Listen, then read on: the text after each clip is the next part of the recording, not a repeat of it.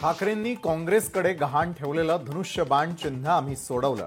परभणीमधील मेळाव्यामध्ये एकनाथ शिंदेंची उद्धव ठाकरेंना बोचरी टीका.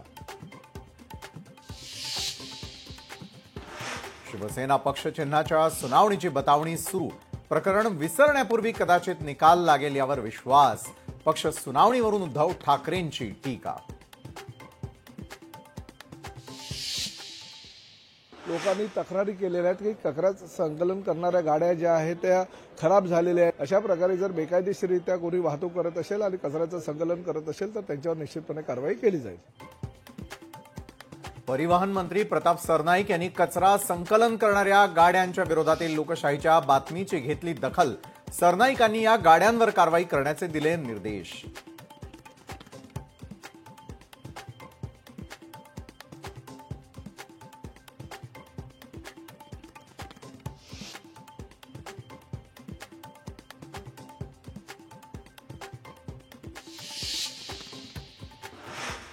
कचरा संकलनामध्ये 3000 कोटींचा घोटाळा झाल्याचा कचरा वेचक कर्मचाऱ्यांचा आरोप. वारंवार एकाच कंपनीला कंत्राट देण्यामागे राजकीय मंडळींचा वर्दहस्त. कामगार नेते बाबा कदम यांचा आरोप. लोकशाहीकडून सफाई कर्मचाऱ्यांच्या प्रश्नांवर सातत्यानं मुद्दा उपस्थित सुरू असलेल्या कव्हरेजबद्दल कामगार नेते बाबा कदम यांच्यासह कचरा वेचक कर्मचाऱ्यांनी लोकशाही मराठीचे मानले आभार.